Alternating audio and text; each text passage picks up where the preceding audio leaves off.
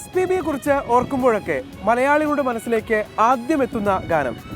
എഴുത്തുകാരൻ PK ഗോപി തൻ്റെ കരിയറിലെ ഏറ്റവും മികച്ച ഗാനമെന്ന് കരുതപ്പെടുന്ന ഗാനം 1991 പുറത്തിറങ്ങിയ മമ്മൂട്ടി ചിത്രം അനശ്വരത്തിലെ മികച്ച ഗാനം താരാപഥം ചേതോഹരം.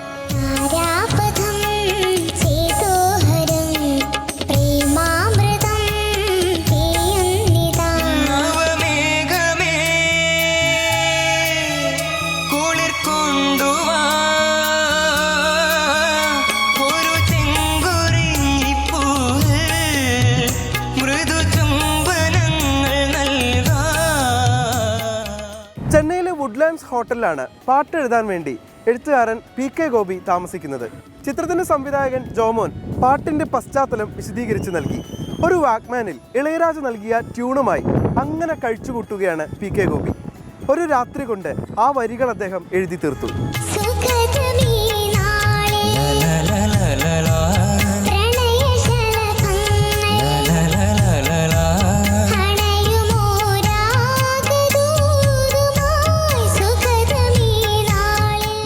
ഇളയരാജ എന്ന ലെജൻഡിനൊപ്പം വർക്ക് ചെയ്യാൻ കഴിയുന്നതിൻ്റെ സന്തോഷത്തിലായിരുന്നു PK ഗോപി.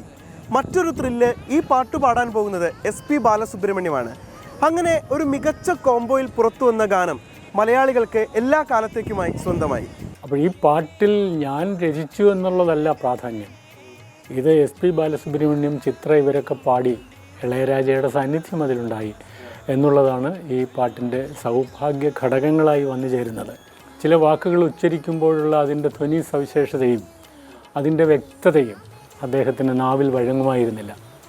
അതിന് എത്രയോ പ്രാവശ്യം വോയിസ് റൂമിൽ കയറിയിറങ്ങാനുള്ള ഒരു സന്ദർഭം എനിക്കുണ്ടായി എന്നത് ഏറ്റവും സുന്ദരമായ ഒരു ഓർമ്മയായി മനസ്സിൽ ഞാൻ സൂക്ഷിക്കുന്നുണ്ട് ഇപ്പോഴും.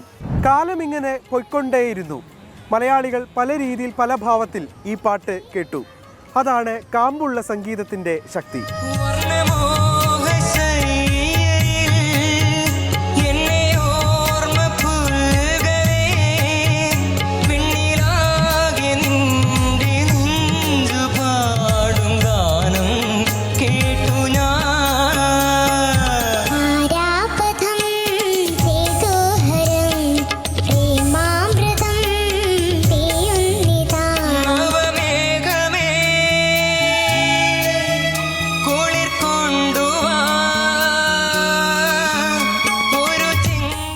പാട്ടുവഴി ഇനി നാളെ.